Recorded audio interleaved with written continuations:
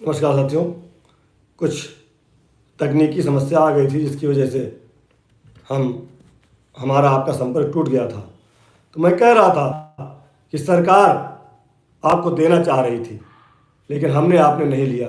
यह गलती हमारी आपकी है, हमारे अगुवाकारों की है। और आज पुनः इतना सब पापड़ बेलने के बाद, इतना मेहनत करने के बाद 2 साल से ऊपर हो गया, सरकार के माननीय जनप्रतिनिधियों, अधिकारियों से मिलते मिलते, बात करते करते, सबसे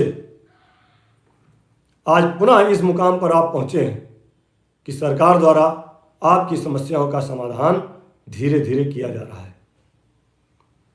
आपने देखा होगा, उत्तर प्रदेश प्राथमिक शिक्षा मित्र संघ लगातार पिछले 2 साल से जो मांग पत्र दे रहा था, उस मांग पत्र की 3 मांग सरकार ने पूरी की हैं। सरकार ने तो नहीं कहा था कि हमको ये लिख करके दो, सरकार ने तो नहीं कहा था कि हम आपकी ये मांग पूरी करेंगे। हाँ, 16 अक्टूबर को जब हमारे पैरवीकार, हमारे संरक्षक आदरणीय श्री श्रीचंद शर्मा जी, माननीय एमएलसी मेरठ मुरादाबाद शिक्षक क्षेत्र से, जिन्होंने मार्च 2024 में बनारस में हमारे जिला अध्यक्ष अजय जी और हमारे संगठन मंत्री श्री राम द्विवेदी जी के साथ जब उनकी मुलाकात हुई थी और अजय जी ने लगातार 1 महीने तक बनारस की गलियों में माननीय एमएलसी साहब के साथ कार्य किया था, तब उन्होंने कहा कि आज तक तो मुझे लगता था शिक्षा मित्र वास्तव में गलत हैं, लेकिन आज मुझे लग रहा है कि शिक्षा मित्र सही हैं और इनकी मदद होगी, लखनऊ आके मिलना।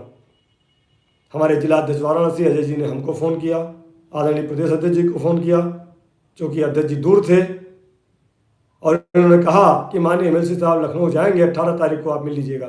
अध्यक्ष जी से बात हुई, अध्यक्ष जी ने कहा चले जाना।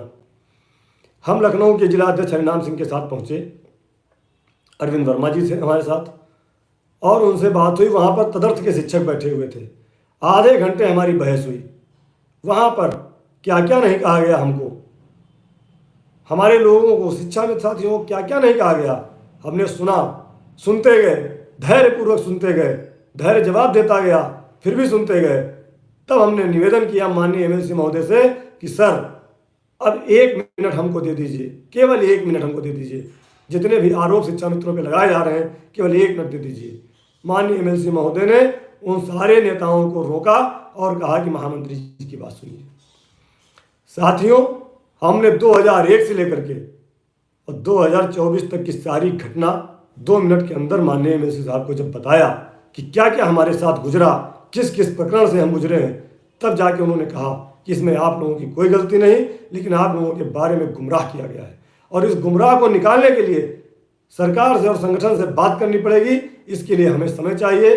आप आइए, मिलते रहिए और जो भी कागज़ हैं समायोजन से लेकर के अब तक के आप हमको दीजिए। वास्तव में आपके साथ अन्याय हो रहा है। तदर्थ के शिक्षक नेता भी बोले कि हाँ साहब, इन्होंने जो भी किया, जैसा किया, लेकिन इनकी बात से हम संतुष्ट हैं और राज्य शिक्षा मित्र आर्थिक समस्या से जूझ रहा है। साथियों, मैं धन्यवाद दूंगा माननीय एमएलसी महोदय का। लगातार 15 दिन उनके साथ हम लोगों ने काम किया।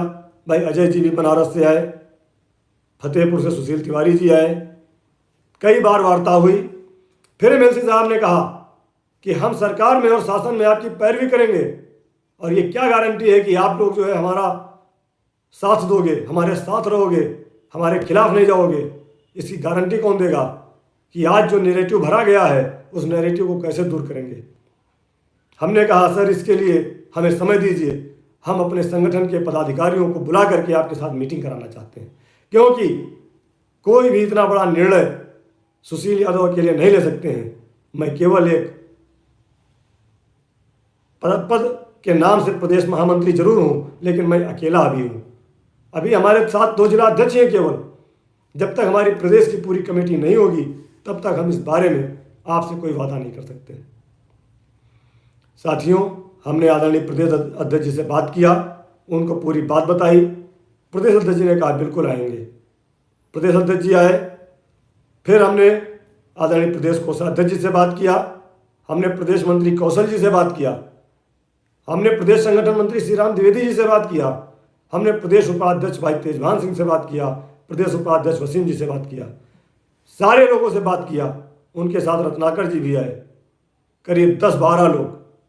अरविंद वर्मा जी हमारे प्रदेश मंत्री, लखनऊ से हरिनाम, सीतापुर से राम सेवक पाल, गंगादीन वर्मा, इन सारे लोगों के साथ बैठ करके माननीय एमएलसी महोदय से बात हुई और उन्होंने हमारी बातें समझी। कुछ वहाँ पर भी हमारी उनकी आपसी बातचीत बढ़ी, लेकिन जब सच्चाई होती है, उन्होंने समझा, सोचा, उसके बाद कहा ठीक है, आप लोग हमारे साथ रहिए, हम आपकी लड़ाई लड़ेंगे। क्योंकि वह भारतीय जनता पार्टी के शिक्षक प्रकोष्ठ के प्रदेश संयोजक भी हैं। उन्होंने कहा शिक्षकों की जिम्मेदारी मेरे ऊपर है, आपके साथ अन्याय हुआ है और आपको न्याय दिलाने के लिए हम पूरी तरह से काम करेंगे। ये चीज़ आप पहले समझिए, सच्चाई समझिए, क्योंकि आपके साथ फिर राजनीति होने वाली है। इसलिए मैं आप सबको आगाह कर रहा हूँ। क्यों मैं पूरी बात बता रहा हूँ? 3 साल की जो मेहनत की गई है उस पर पलीता लगाने का काम पुनः लोग करना शुरू कर दीजिए। रत्नाकर तिवारी जी वे उस पर भी आ रहे हैं। उसके बाद माननीय एमएलसी महोदय ने अपने 1 दर्जन शिक्षक एमएलसी, स्नातक एमएलसी से वार्ता किया और बात किया, तो उसमें शिक्षक एमएलसी ने सीधे उनके सामने कहा कि शिक्षा मित्रों से हमें क्या मिलेगा, क्या मतलब है इन काम से, ये तो सरकार का विरोध करते हैं, जब चाहते हैं सरकार के खिलाफ खड़े हो जाते हैं। उन्होंने कहा नहीं, इनके साथ अन्याय हुआ, ये परेशान है, ये पीड़ित हैं, ये दुखी हैं, इसलिए 1-2% लोग विरोध कर रहे हैं, बाकी सारे लोग सरकार के साथ हैं और सरकार से इनका काम कराया जाए। तब जा करके 1 दर्जन एमएलसी महोदय के साथ आदरणीय श्री श्रीचंद शर्मा जी माननीय मुख्यमंत्री जी से मिले और वास्तव में जो उन्होंने मुलाकात की वो बहुत गहमा गहमी की मुलाकात थी। माननीय मुख्यमंत्री जी ने भी कहा कि ना शिक्षा मित्र तो बहुत गड़बड़ है, ये बहुत उल्टे सीधे कमेंट्स लिखते हैं, लेकिन फिर भी उन्होंने कहा कि अब ये कहाँ जाएंगे। तो उन्होंने कहा ठीक है, अब इनसे बात करो, अगर इनके दिमाग ठीक नहीं होंगे तो जहाँ हैं वहीं रहेंगे। तो इस तरह की घटनाएं हो रही हैं।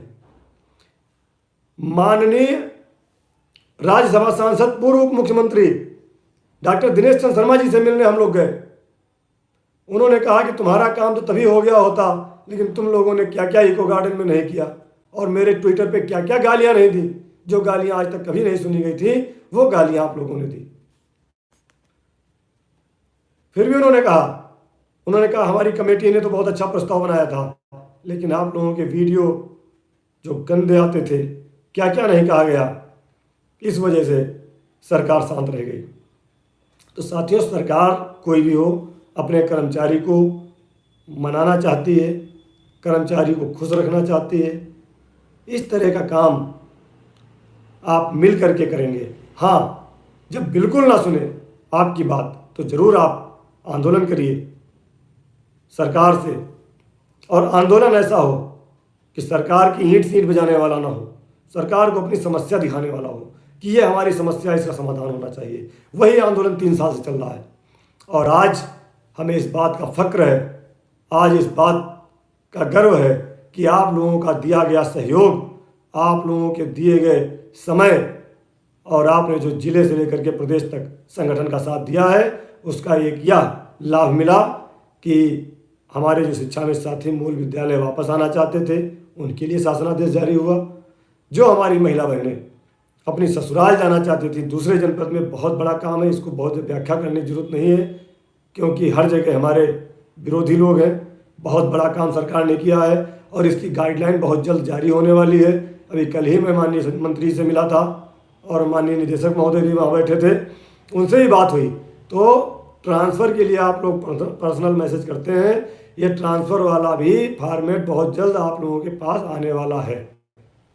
दिन तारीख मैं नहीं बताऊंगा, लेकिन सदन समाप्त होने के बाद आप लोगों का इसका लाभ मिलना शुरू होगा। नंबर 1। दूसरा, जहां माननीय मुख्यमंत्री जी हमारे लोगों द्वारा किए गए कृत्यों से नाराज थे, कुछ गलतियां हमारे साथियों ने की थी, 1-2% उनसे नाराज थे। धीरे धीरे नाराज़गी दूर हुई है।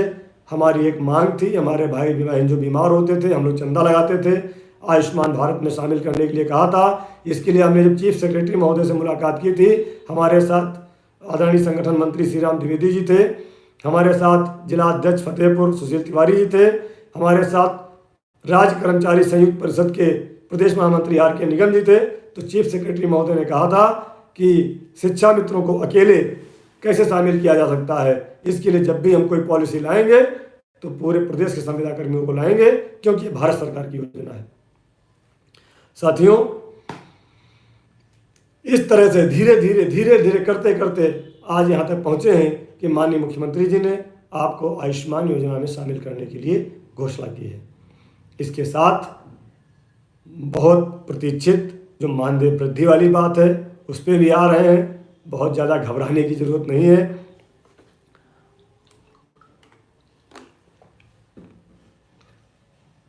सॉरी, अभी आपने देखा बजट सत्र चल रहा था, जिसमें आपके उप मुख्यमंत्री महोदय माननीय मंत्री अनिल राजभर जी, माननीय विधायक रामकृष्ण भार्गव जी, माननीय एमएलसी श्रीचंद शर्मा जी, माननीय एमएलसी पवन सिंह जी, माननीय एमएलसी बाबूलाल तिवारी जी, माननीय एमएलसी कुंवर महाराज सिंह जी, माननीय एमएलसी देवेंद्र प्रताप सिंह जी सहित अन्य दलों के भी माननीय एमएलसी महोदय ने आपके मानदेय बढ़ोतरी का मुद्दा उठाया था, जिसमें माननीय सभापति महोदय ने माननीय मंत्री जी को इसके लिए बात की है और वह मामला आगे बढ़ा है।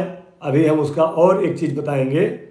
आपसे हमने कहा कि देखिए, आप सबूत पे बात करिए, आप कागज़ पे बात करिए, आप हवाई बात मत करिए। अगर हवाई बात करेंगे तो फेल हो जाएंगे। इन लोगों ने पैरवी किया है। अभी तक आपको याद होना चाहिए कि जब जब सदन में शिक्षा मित्रों के लिए सवाल उठाया जाता था कि शिक्षा मित्रों को संविदा कर्मियों जैसी सुविधाएं क्यों नहीं मिल रही हैं, तो माननीय मंत्री जी का जवाब विभाग की तरफ से दिया जाता था कि शिक्षा मित्र संविदा कर्मी नहीं है, शिक्षा मित्र समाज सेवी हैं। ये जवाब मिलता था आपको। संजय कुमार जी, आपको बहुत तकलीफ है तो आप मत देखिए। आप सिर्फ आपकी वजह से हम 1.5 लाख शिक्षा मित्रों का भविष्य बर्बाद नहीं होने देंगे। 1.5 लाख शिक्षा मित्रों के भविष्य का सवाल है।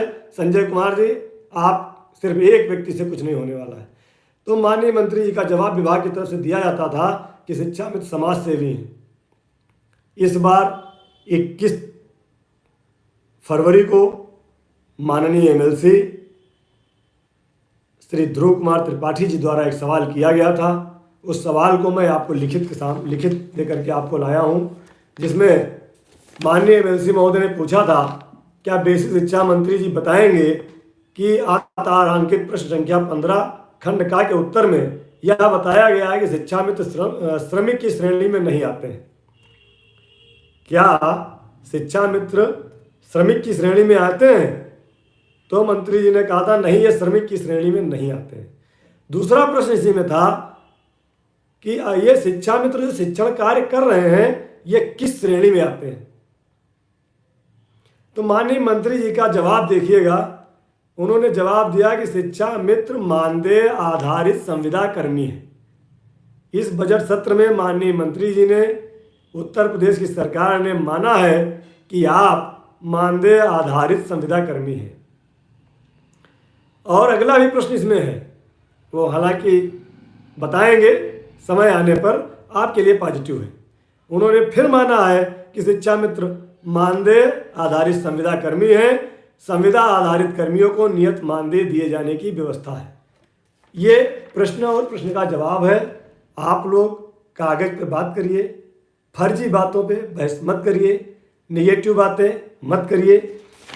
इसका जवाब ये है कि अब माननीय मुख्यमंत्री जी ने अभी एक घोषणा किया था कि संविदा कर्मियों के लिए हम एक व्यवस्था बनाने जा रहे हैं, जिसमें 16,000 से लेकर के 20,000 तक मानदेय की व्यवस्था होगी, और यह व्यवस्था इसी बजट में है। ये माननीय मुख्यमंत्री जी ने कहा था, अगर आप लोगों ने उनका भाषण सुना होगा। तो ये बात यहाँ पे आ रही है, इसकी व्याख्या आप लोग कर सकते हैं। अगर आप संविदा कर्मी में आ गए हैं तो जब संविदा कर्मियों का मानदेय बढ़ाने की घोषणा होगी तो शिक्षा मित्रों का भी उसी में अलग से व्यवस्था होगी। इसके लिए हमने माननीय श्रम मंत्री अनिल राजभर जी से बात की। उन्होंने कहा कि अरे यार, तुम लोग अध्यापक हो, गुरु हो, तो संविदा कर्मियों से तो अच्छे हो, तो सरकार भी तुम्हारे लिए कुछ अच्छा ही करेगी। जब माननीय मंत्री जी ऐसी बात कह रहे हैं, मुख्यमंत्री जी ऐसी बात कह रहे हैं, तो हम क्यों घबरा रहे हैं, क्यों कटाक्ष कर रहे हैं, क्यों एक दूसरे की बात कर रहे हैं? अभी तक कभी कोई आश्वासन नहीं मिलता था, ये हम लोग जानते हैं। जब भी पैरवी करने आते थे तो बार बार दूसरे राजनीतिक दल का ठप्पा लगा के भगा दिया जाता था। ये पिछले 1 साल से आपकी बात सुनी जा रही है, और 1 साल क्या मान के चलिए जून से, जब से सरकार के माननीय एमएलसी गणों ने आपकी पैरवी करना शुरू किया गया। इसी बीच में माननीय एमएलसी महोदय ने पुनः 8 एमएलसी गणों के साथ मुलाकात की मुख्यमंत्री जी से, और इसकी घोषणा भी जल्दी करने के लिए निवेदन किया है। इसके बाद माननीय एमएलसी महोदय ने पुनः 8 एमएलसी के साथ भारतीय जनता पार्टी के प्रदेश संगठन मंत्री आदरणीय धर्मपाल सिंह जी से मुलाकात की है, और उन्होंने मुख्यमंत्री जी से बात की है और ये आश्वस्त किया है कि अब बजट सत्र 5 तारीख को समाप्त हो रहा है। इसके बाद पुनः माननीय मुख्यमंत्री जी से वार्ता होगी, उसमें उनसे निवेदन किया जाएगा कि शिक्षा मित्रों और अनुदेशकों के लिए जो घोषणा का व्यवस्था है वह जल्दी किया जाए, क्यों अब शिक्षा मित्र बहुत परेशान हैं। यह बात वो सारे लोग जानते हैं। 5 मार्च के बाद हमें पूरी उम्मीद है कि माननीय एमएलसी गण जो हमारी पैरवी कर रहे हैं, जो हमारे सरकार के सत्ता पक्ष के लोग हैं, अन्य एमएलसी गण भी चाह रहे हैं। ऐसा नहीं है, सभी पार्टी के राजनीतिक दलों के एमएलसी गण जनप्रतिनिधि चाहते हैं कि शिक्षा मित्रों की समस्याएं बहुत जटिल हैं, इनका घर परिवार नहीं चल पा रहा है, इसलिए इनका मानदेय अच्छा बढ़ा दिया जाए जिससे अब परिवार चल जाए। तो जब सारे लोग अच्छा चाहते हैं तो जरूर अच्छा होता है, और मैं अपने उत्तर प्रदेश प्राथमिक शिक्षा मित्र संघ के एक एक पदाधिकारी को, चाहे वह पूर्व में रहे हों चाहे आज हैं, प्रदेश से लेकर के जिले तक के सभी पदाधिकारियों को धन्यवाद देते हैं कि उन्होंने बहुत ही लगन से संगठन के लिए रात दिन एक किया है, बहुत मेहनत किया है, जिससे आज संगठन यह करने में सक्षम हुआ है। जिलों में हमारे लोगों ने बहुत मेहनत किया है, और मैं अपनी प्रदेश कमेटी, जिला कमेटी और ब्लॉक कमेटी को पुनः धन्यवाद देता हूं कि आप लोग जैसे इतने दिन तक साथ दिए हैं। जहां 7 साल की आप बात करते हैं, वहीं सरकार की पैरवी सही से अगर मान लीजिए तो इस 5 सितंबर के कार्यक्रम के बाद से 5 सितंबर के बाद जो व्यवस्था सरकार में आपके लिए एक पॉजिटिव वे बना है, आपको काम दिख रहा है। सरकार ने कभी नहीं कहा था कि हम आपको आयुष्मान योजना में शामिल करेंगे, सरकार ने कभी नहीं कहा था कि हम आपको अंतरजनपदीय ट्रांसफ़र करेंगे, सरकार ने कभी नहीं कहा था कि हम आपको मूल विद्यालय भेजेंगे। जब जाते थे तो कहते थे हमारे अधिकारी कि जब 2018 में मूल विद्यालय भेजा गया तो क्यों नहीं गए, 19 जून 18 वाले में। अब जहाँ हो वहीं नौकरी करो, बार बार कोई खेल है, ट्रांसफ़र करो ना, इस तरह का जवाब मिलता था। लेकिन 5 सितंबर के बाद आपके लिए जो व्यवस्था सरकार ने शुरू किया है उसके लिए हम धन्यवाद देते हैं। आयुष्मान योजना भी हमने मांगी थी, वो भी उन्होंने दिया, क्योंकि हमने कहा कि तब शिक्षा मित्र बेदाग था, आज शिक्षा मित्र का नाम दागदार है, चाहे वो हाई कोर्ट से हुआ हो, चाहे सुप्रीम कोर्ट से हुआ हो, चाहे सरकार में हुआ हो। तो इसके लिए कहा गया है कि बिगड़ी बात बने नहीं, बिगड़ी बात बने नहीं, लाख करो किन कोय, और रहीमन फाटे दूध को मठे न माखन हुए। इसलिए बहुत मथा गया है, बहुत मेहनत की गई है। रहीमन धागा प्रेम का मत तोड़ो चटकाई, जोरे से फिर ना जुड़े जुड़े गांठ पड़ जाई। तो जो गांठ पड़ी है उस गांठ को खोलने का प्रयास उत्तर प्रदेश प्राथमिक शिक्षा मित्र संघ ने किया है, और उस गांठ को धीरे धीरे खोल करके अपनी समस्याओं का समाधान कराया जा रहा है। संगठन पर भरोसा रखें, क्योंकि इसके बाद भी एक बात कही गई है, इन 2 बातों के बाद भी एक बात कही गई है कि करत करत अभ्यास के जड़ मत होत सुजान, और रसरी आवत जाते सिल पर परत निशान। तो इस समय सिल पर निशान डाला जा रहा है। जितना मेहनत करेंगे, जितना प्रयास करेंगे, जितना कोशिश करेंगे, उतना गहरा निशान होगा, उतना ही अच्छा आपके लिए काम होगा, और आपके मानदेय बढ़ोतरी की घोषणा माननीय मुख्यमंत्री जी को ही करना है। उसके अलावा और कोई रास्ता नहीं है। हम लोग अब जो पैरवी कर रहे हैं वह पैरवी यह है कि माननीय मुख्यमंत्री जी को पॉजिटिव से और पॉजिटिव बनाया जाए, जिससे जो भी वो करना चाहते हैं उसे और अच्छी व्यवस्था कर दें, इंक्रीमेंट भी लगा दें, मानदेय भी बढ़ा दें, और तब मेडिकल की सुविधा भी मिल जाए। 12 साल 62 12 माह 62 वर्ष कर दिया जाए। मृतक शिक्षा मित्रों के लिए भी कुछ व्यवस्था कर दी जाए। इस तरह की व्यवस्थाएं भी हम लोग चूँकि जनप्रतिनिधियों से कह करके ही वहाँ तक पहुँच सकते हैं। सीधे माननीय मुख्यमंत्री जी से मुलाकात उस समय की व्यवस्था थी। 18 में उन्होंने खुद बुला करके मुलाकात की, लेकिन तब हम लोग नहीं माने थे। आज हमारी ज़रूरत है, हम कह रहे हैं, तो जब वो चाहेंगे तभी बुलाएंगे। और तब तक हम पैरवी अपने जनप्रतिनिधियों से कर रहे हैं कि हमारे जनप्रतिनिधि हमारी बात को बताते रहें, मुख्यमंत्री जी को पॉजिटिव से पॉजिटिव करते रहें।